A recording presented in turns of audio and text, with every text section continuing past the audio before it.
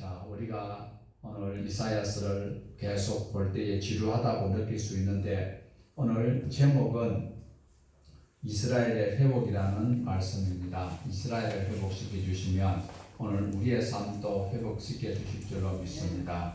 자, 이사야서는 1장에서 66장까지 있는데 너무 두꺼운 책입니다. 그렇지만 우리가 그것을 세 부분으로 단락을 나누었을 때 훨씬 더 이해하기가 쉽고 읽기가 쉬웠습니다. 그래서 1장부터 38장까지는 우리가 39장까지 그리고 40장에서 66장까지 이렇게 세 단락을 나누어서 보았는데 이제 주제가 바뀔 때마다 또 의아하기도 한데 오늘은 우리가 이제 이사야서 1장에서 39장까지를 마감하고 40장을 보는데 특이한 점이 나타나고 있습니다. 1장에서 39장까지는 이사야가 자기 이름을 나타내고 있어요. 19번 이사야라는 이름의 뜻을 나타내 보이고 그 사역을 하는데 40장부터는 이사야의 이름이 언급되지 않는다라는 것입니다. 그러면 이 이사야는 어느 시대에 활동을 하였습니까? 유다왕 우시야와 요담과 아하스와 히스기야 시대 때에 활동했던 선지자입니다. 그러나 특별히 중점으로 사역하였을 때가 아하스 왕과 그의 아들 히스기야가 다스릴 때에 중점적으로 사역을 하였습니다. 기원전 740년부터 700년까지 왕성하게 활동을 했던 분이 이사야 선지자인데 그런데 히스기야가 므낫세 때에 순교를 당하게 됩니다. 그렇다면 대략 680년, 기원전 680년까지 사역을 했기 때문에 약 60여 년의 사역을 감당했던 그 놀라운 역사를 기록하고 있는데 그러니까 이사야가 BC 680년에 순교를 하고 약 100년이 지나가서 약 100년이 지난 BC 586년에 이스라엘이 남유다가 멸망을 당하게 됩니다. 그러니까 이사야가 죽고 약 100년 뒤에 바벨론에 의해서 포로로 끌려가고 나라가 망하였습니다. 그러한 이야기를 쭉 40장부터 이제 66장까지 회복의 말씀을 나타내고 있는데 특별히 이사야서 64장 10절에서 11절에 보면 예루살렘은 황폐하였고 아름다운 성전은 불에 탔다라고 기록을 하고 있습니다. 오늘 우리가 보는 2절에도 40장 2절에도 너희는 예루살렘의 마음에 닿도록 말하며 그것에게 외치라. 그의 노역의 대가가 끝나고 그의 죄악의 사함을 받았느니라. 그의 모든 죄로 말미암아 여호와의 손에서 벌을 배나 받았느니라 할지니라 하시니라. 자, 이 말씀이 바로 노역의 때가 끝났고 죄 사함을 받았다. 그러니까 바벨론에서 죄값을 치르고 복역기간이 끝나고 돌아왔다. 이렇게 이사야서 40장에서도 그리고 64장에서도 이 말씀을 하고 있는데 이때 이사야가 살아서 이전에는 유다가 멸망을 안 했어요. 이 죽고 100년 뒤에 이런 일이 일어났거든요. 그런데 미리 내다보면서 이사야 선지자가 예언의 말씀을 하고 있다라는 것입니다. 그러니까 이제 많은 또 성경을 연구하는 학자들 중에서는 이사야서가 1장에서 39장까지는 이사야가 썼고 40장부터는 그 우시야와 그리고 또 히스기야 왕까지 활동했던 선지자가 쓸 수가 없다. 그러니까 이사야 선지자가 죽고 난 다음에 누군가가 이사야의 이름을 도용하여서 썼다라고 하는 학자들이 한둘씩 생겨나기도 하고 있습니다. 그러나 그런 학자들 이름을 지금 이 시간에 열거할 시간이 부족하기 때문에 생략을 하겠습니다. 어쨌든 누군가가 이사야서는 1장에서 39장까지는 이사야가 썼고 40장부터 66장까지는 제2의 이사야가 썼다. 그러면 우리 신학에서는 우리 교단에서는 그것을 받아들이기를 동의하지 않습니다. 하지만 그런 설도 있다라는 것은 여러분 알고 계셔야 된다라는 것입니다. 보수적인 입장에서 우리가 거부하는 것은 이사야라는 이름이 66권의 타이틀로 정해져 있었기 때문에 그렇습니다. 그뿐만 아니라 이사야 40장 이후에 있는 말씀을 인용할 때도 이사야서라고 인용을 하기 때문에 우리는 뭐 제2의 제3의 그런 소리는 뭐 그냥 자기의 어떤 그게 사역에 불과할 뿐이다라고 그래 알고 있으면 될 것 같습니다. 자, 우리가 이제 1장에서 39장까지 보셨죠? 그러면 이사야서가 전부 몇 장이라고요? 66장입니다. 그럼 39장을 보았으면 몇 장 남았어요? 26장. 뭐요? 27장 남았어요. 자, 그래서 어떤 학자들은 이사야서 이 한 권이 66권이 우리 성경이 전체가 몇 권이에요, 친구야? 66권이에요. 그래서 구약이 39권, 신약이 27권인데 이제 40장부터 66장까지 27권 남았다는 거예요. 그래서 나머지 부분은 바로 신약에 해당하는 부분이다. 그래서 신구약을 총 망라해 놓고 집약한 것이 이사야서다라고 이야기하는 분들도 있는데 상당히 일리가 있습니다. 자, 오늘 우리가 이제 40장부터 몇 장까지 봐야 돼요? 66장까지 이제 앞으로 보아야 되는데 이 27권도 9권씩 새 묶음으로 우리가 묶어서 살펴보면 훨씬 더 은혜롭게 그리고 부담을 안 가지고 읽어볼 수가 있다는 거예요. 자, 40장에서 48장까지를 묶고요. 9장을. 그 다음에 또 49장부터 57장까지 또 9권을 묶고요. 그 다음에 58장부터 몇 장까지? 66장까지를 이렇게 묶으면 우리가 충분히 이해할 수 있는데 그 9권씩 묶는 그 묶음마다도 또 주제가 따로 있어요. 의미가 있어요. 자, 한번 보실까요? 40장부터 48장까지는 어떤 내용이 나올까요? 고레스라는 단어가 나와요. 고레스라는 분이 등장하는데 고레스를 통하여서 이스라엘 백성들이 유다 백성들이 바벨론에게 포로로 끌려갔다가 거기서 이제 노역 시대가 끝나고 다시 돌아온다. 이 사역을 주관하시는 분 누굴까요? 성자 하나님일까요? 성령님일까요? 하나님 아버지 사역일까요? 그래서 40장에서 48장까지 처음 묶으면은 성부 하나님의 하신 부분이 기록이 되어져 있다라는 것입니다. 하나님만이 전능하신 하나님이다.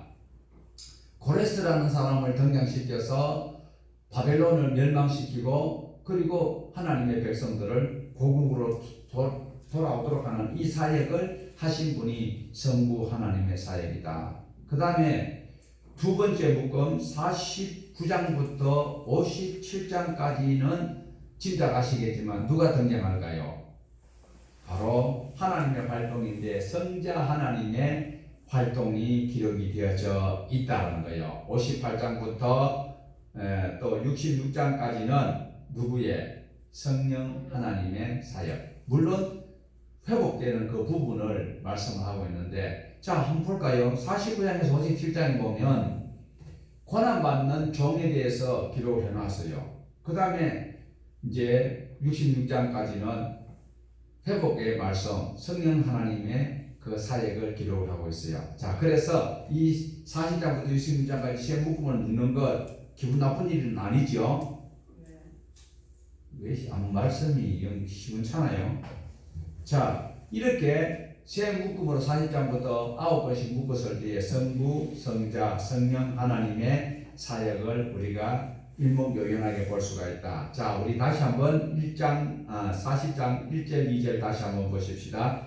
너희의 하나님이 이르시되 너희는 위로하라 내 백성을 위로하라 너희는 예루살렘의 마음에 닿도록 말하며 그에게 외치라 그 노역의 때가 끝나고 그 죄악이 사함을 받았느니라. 그의 모든 죄악으로 말미암아 여호와의 손에서 벌을 변화 받았느니라. 하십니다.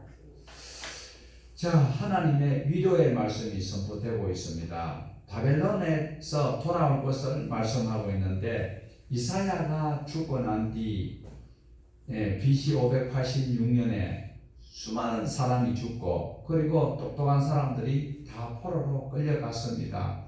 그리고 기원전 539년에 바벨론이 망해요.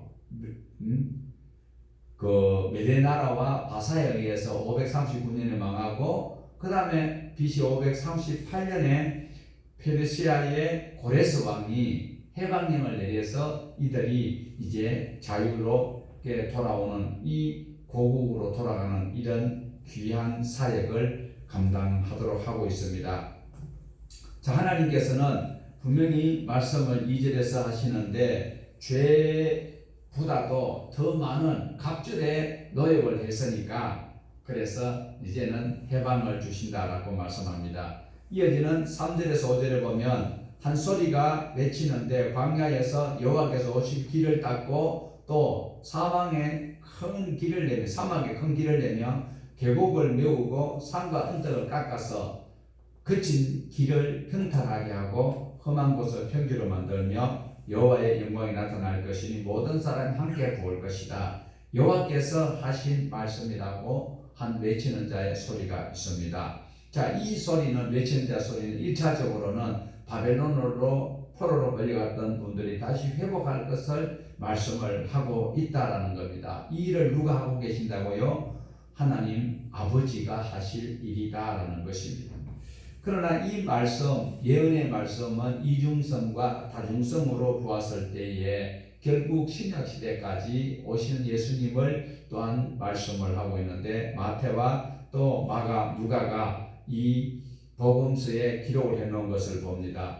우리 한번 볼까요? 아니야, 여기는 없습니다. 마태복음 3장 3절 제가 읽어드릴게요. 지금 이게 아까 이게 에러가 생기는 것. 자, 마태복음 3장 3절에 보면 그는 선지자 이사야를 통하여 말씀하신 자라 이르렀으되 광야에 외치는 자의 소리가 있어 이르되 너희는 주의 길을 예비하라 그가 오실 길을 곱게 하라 하였느니라.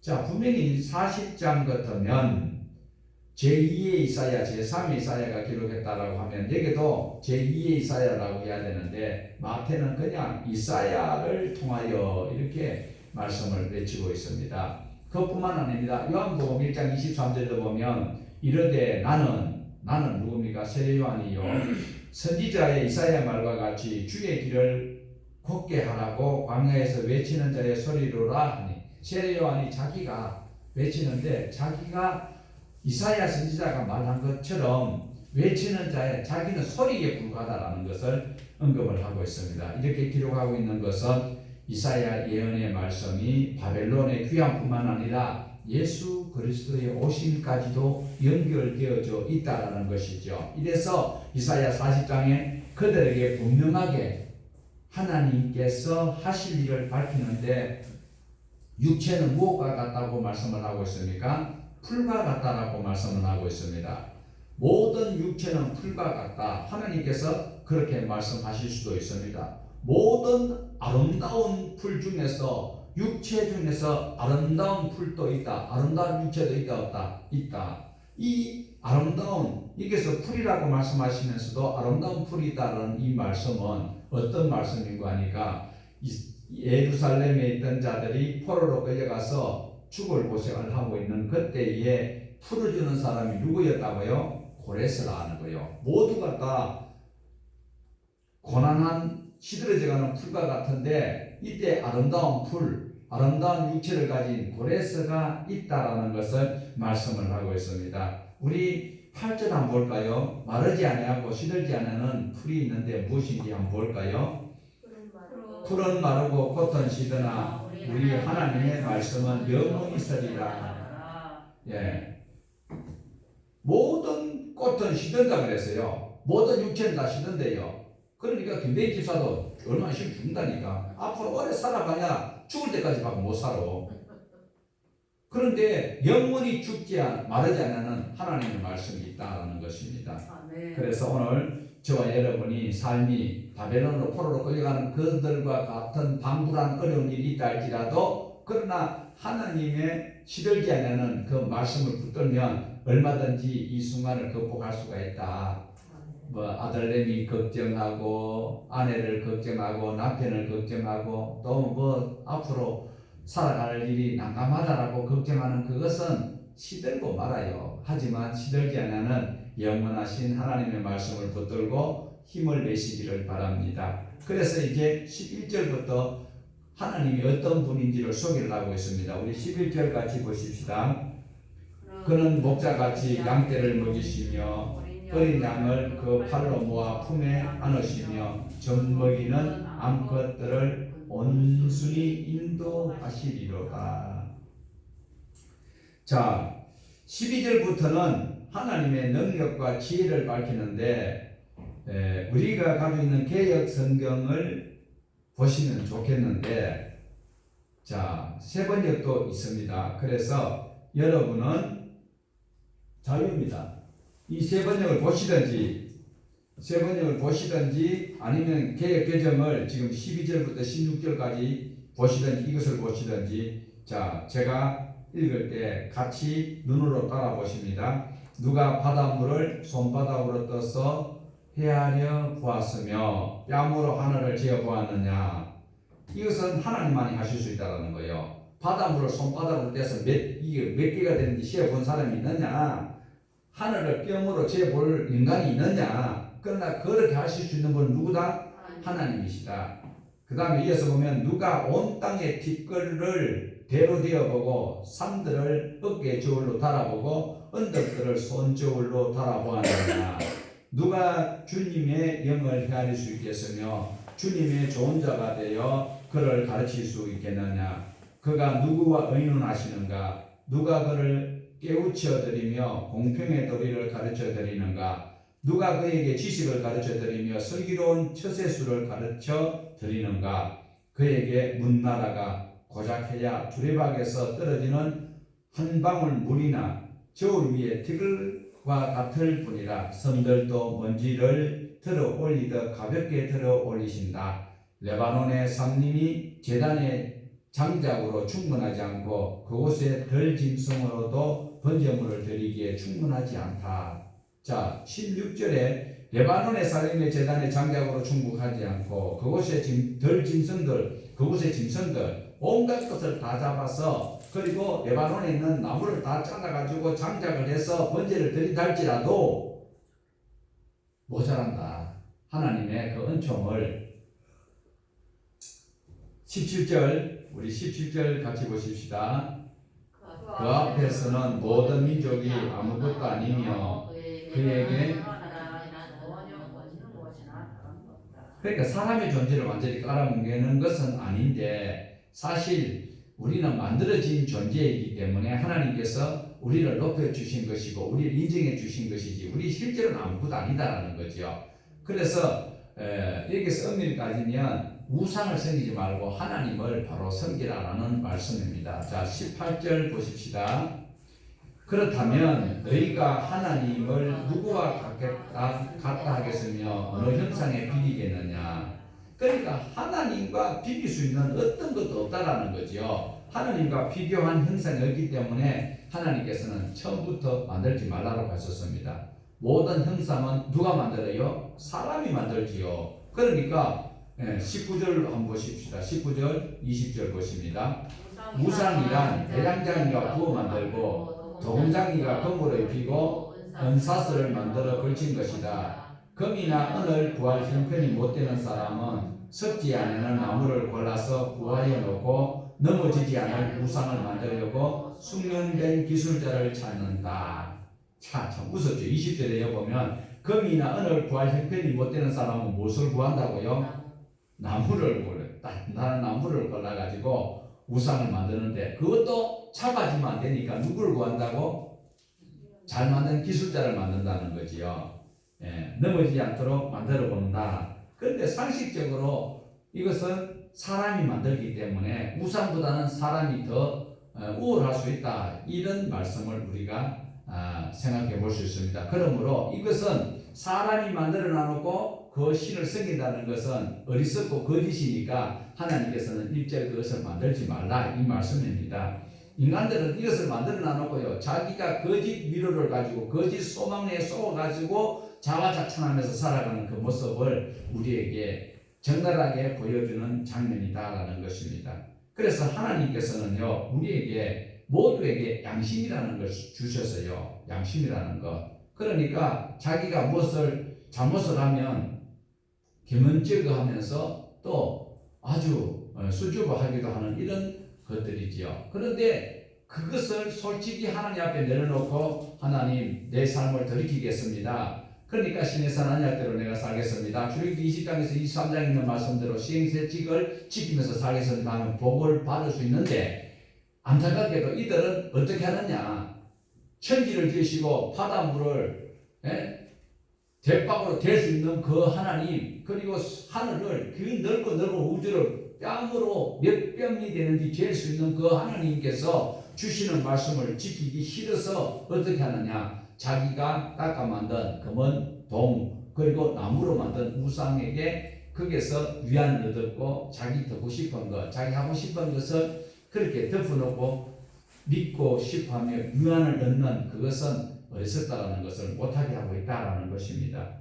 하나님께서요, 출애굽하실 때에 그들에게 성막을 만들라고 하셨습니다. 모든 신들의 그 신전에는 형상이 있을까요, 없을까요? 자지 말고 예배드리지 말고 자기는 주님의 날이라 해놔놓고 도둑질하고 앉아서 시간 도둑질하지 마세요. 모든 신전에 형상이 있어요, 없어요? 있어요.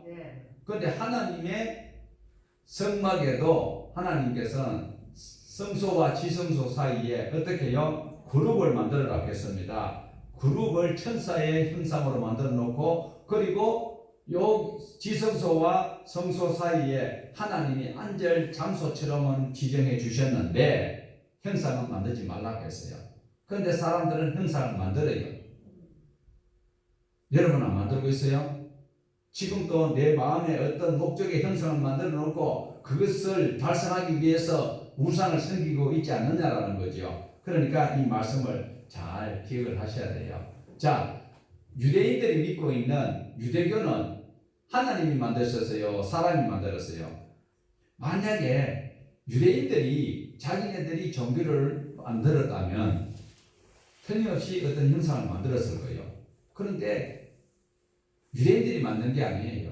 하나님께서 그들을 뽑아 세웠잖아요. 출애굽기 19장 5절에서 6절의 말씀처럼. 그러니까 하나님께서 하신 말씀을 기록해 놔는 것이 유대인들이 믿는 그 하나님을 믿는 종교, 실제로 세상 사람들이 말하는 종교가 되는 거예요. 그러면서 오늘 저와 여러분도 믿는 그 하나님이 바로 불러준 대로 기록하였던 모세의 기록을, 그리고 선지자들이 경험하였던 모든 것을 기록한 그것이 오늘 우리에게 성경책으로 주어진 이것이 바로 우리 기독교의 형상 없는 하나님의 말씀이 주인이 되고, 하나님께서 우리에게 함께 하신다라는 근거로 성령으로 함께 하시고, 기록된 말씀을 읽으면 생각나게 하시고 깨닫게 하시고 지킬 수 있도록 하시는 이 말씀이 바로 하나님 주신 인간들이 말하는 종교다라는 것입니다.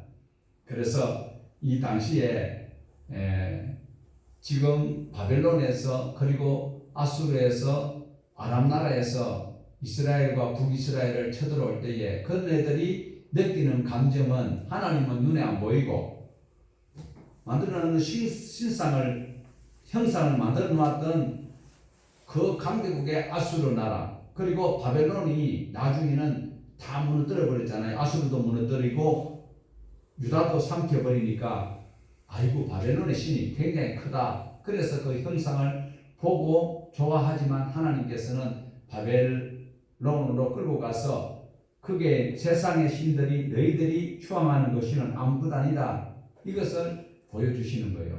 그걸 교육하는데 70년 걸렸어요. 오늘 저와 여러분이 이 땅에서 70년 동안 살아오면서 이런 경험을 다 했다면 이제는 하나님만 경배하면서 살면 돼요. 저 사랑하는 우리 약송 권사님 이제 70년 그런 훈련 받았으면 이제 하나님은 찬송하면 돼요. 언제까지? 주님 만난 날까지. 주님 주시는 그 모든 것을 누리면 되는 거예요. 왜? 돈도 필요 없고 영감도 뭐 갚고 다 필요 없고 뭐가 필요하나? 이제는 하나님만 필요하다라는 것을 바벨론에서 느꼈다라는 거예요. 옛날에는 애굽에서 경험했는 것이고 이제는 바벨론에 가보니까 세상의 것 아무것도 아니더라. 영감도 아무것도 아니더라.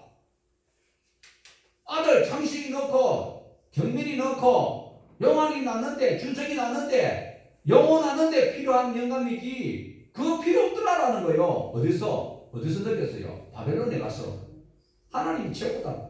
세상의 것이 아무것도 아니더라. 그것을 배웠으면 이제는 누리면서 살아가셔야 돼요. 자 21절에서 24절까지 한번 보십니다. 너희가 알지 못하느냐 너희가 듣지 못하였느냐 태초부터 너희가 전에 들은 것이 아니냐 너희는 땅의 기초가 어떻게 세워지는지 알지 못하느냐 땅 위에 저 푸른 하늘에 계신 분께서 세상을 만드셨다. 땅에 사는 사람들은 하나님 보시기에는 메뚜기와 같을 뿐이다. 그는 하늘을 마치 10번 휘장처럼 펴서서 사람이 사는 장막처럼 쳐놓으셨다. 그는 통치자들을 헛사비로 만드시며 땅의 지배자들을 쓸모없는 사람으로 만드신다. 이 세상의 통치자들은 덜 풀포기와 같다. 심기가 무섭게 씨를 뿌리기가 무섭게 뿌리를 내리기가 무섭게 하나님께서 입김을 부셔서 말려 버리시니 마치 강풍에 날리는 검풀과 같다. 그러니까 육체가 시드는 풀과 같다. 꽃과 같다. 이것이 이제 쉽게 번역한 새 번역에서 이렇게 말씀을 하고 있습니다. 당시에 많은 사람들은 그 강대국이 신으로 여기고 있는 거지요. 뭐 우리나라도 지금 그 큰 나라의 왕격인 저 트럼프가 이제 얼마 있으면 이제 백악관에서 물러나겠고 또 새로운 당선자가 대통령으로 취임을 하게 되면 그분이 어마어마하게 하나님 다음으로 무시무시한 분은 틀림없습니다. 그런데 이 당시에는 그 큰 나라 왕이 신보다도 더 무섭다라는 걸 신으로 보고 있다라는 것입니다. 자, 그래서 이제 25절에서 26절을 다시 한번 더 보십니다. 너희가 누구를 건축했으며 나를 누구와 같다고 하겠느냐? 너희는 고개를 들어 저 위를 바라보라.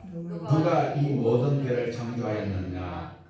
바로 그분께서 천체를 수요를 세워 불러내신다. 그는 능력이 많으시고 힘이 세셔서 하나하나 이름을 불러 나오게 하시니 하나도 빠지는 일이 없다.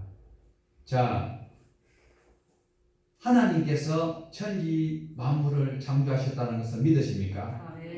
우리 조금 전에 예배 시작할 때 신앙 고백을 드렸습니다. 전능하사 천지를 만드신 이 고백을 우리는 매주일 예배 때마다 드리는데 바로 하나님께서 천지를 창조하신다라는 것을 믿는 것이 우리의 신앙이 틀림없으며 또한 신앙의 출발이기도 하다라는 겁니다. 자, 다시 한번 27절부터 보십시다. 야곱아 내가 어찌하여 불평하며 이스라엘아 내가 어찌하여 불만을 토로하느냐 어찌하여 주님께서는 나의 사정을 모르시고 하나님께서는 나의 정당한 권리를 지켜주시지 않느냐 하느냐 너는 알지 못하느냐 너는 듣지 못하였느냐 주님은 영원하신 하나님이시다.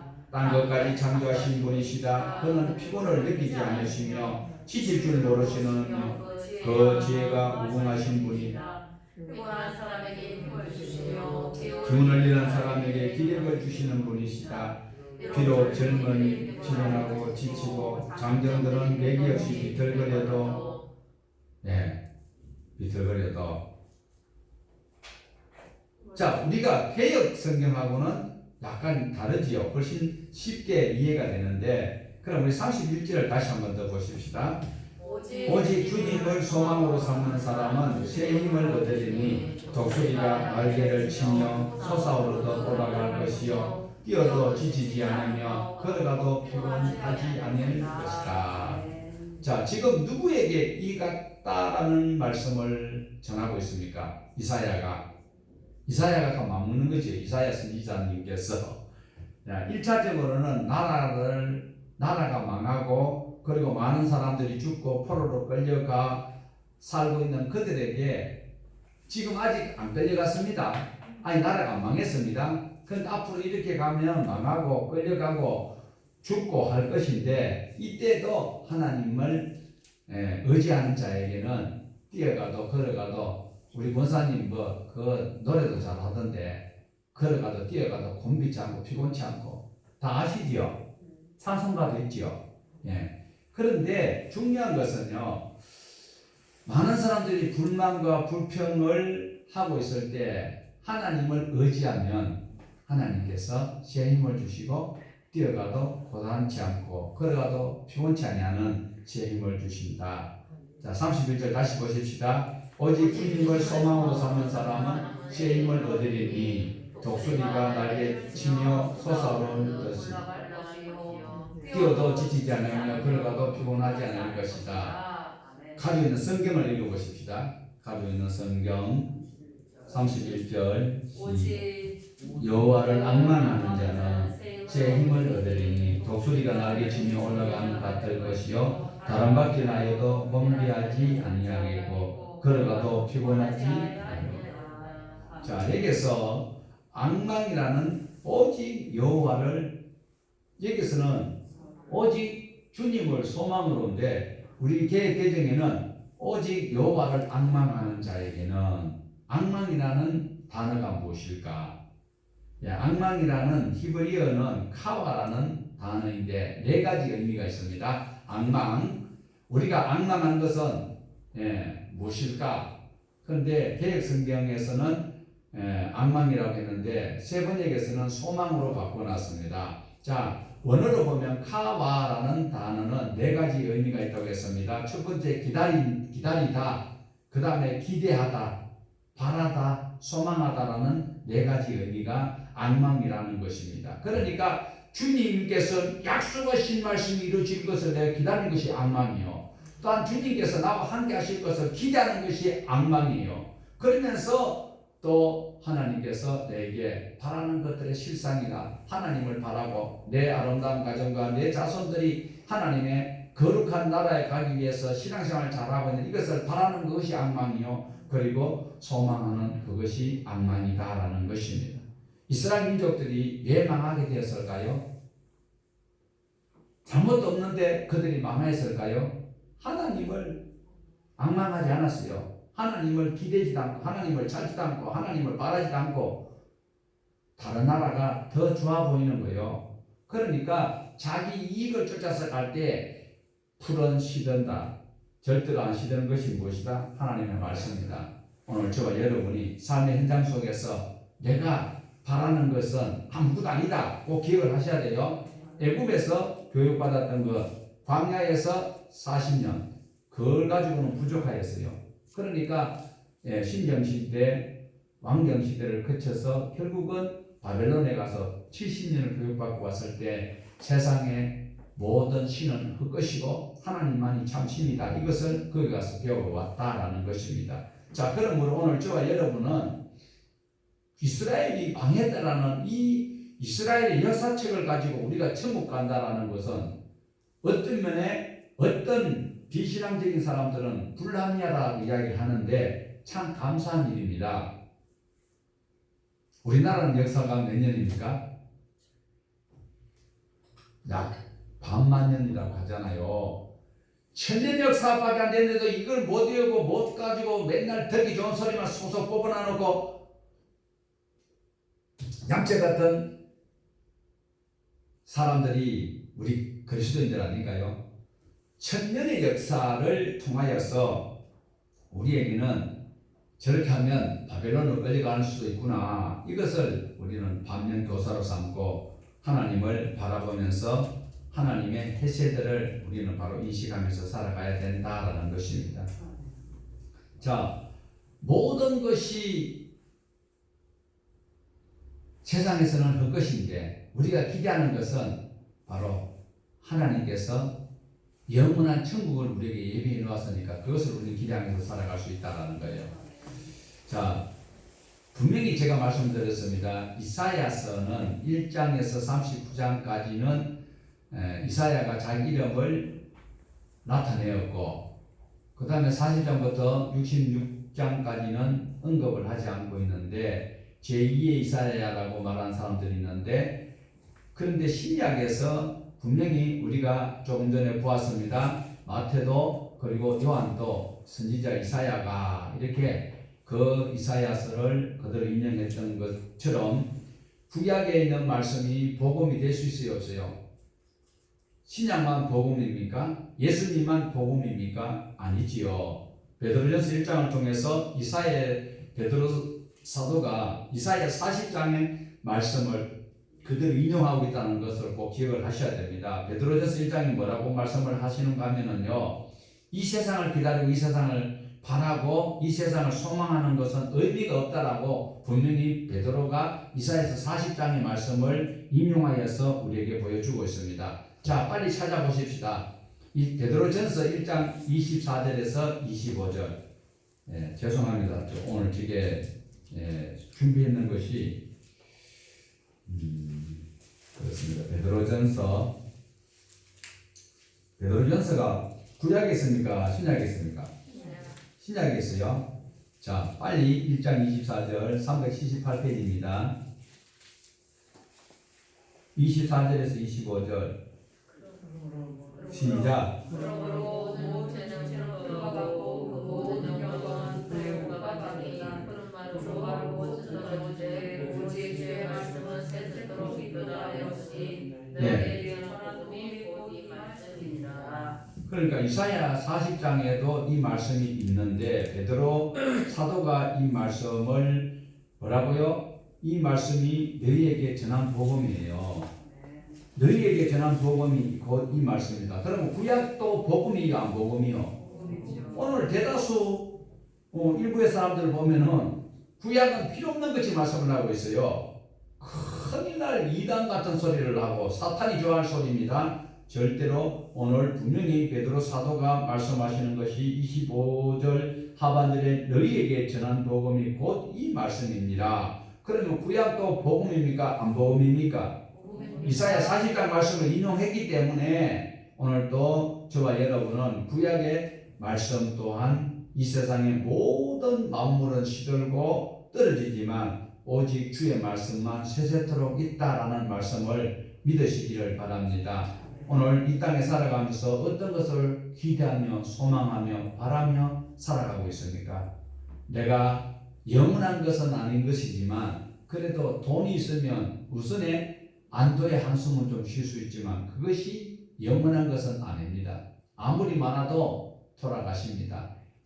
이번에도 우리나라의 최고의 재벌이라 할 수 있는 그 어른도 그 많은 돈 그냥 두고 돌아가셨어요. 오늘 저와 여러분은 시들지 아니하는 영원한 하나님의 말씀 안에서 소망을 가지고 앙망하면서 살아갈 때에 우리 하나님께서 예비해 놓으신 것은 남에게 주어지는 것이 아니라 우리 모두에게 주어진다는 사실을 꼭 염두에 두시면서 신앙 안에서 승리하는 우리 모두가 되시기를 주님의 이름으로 축복합니다.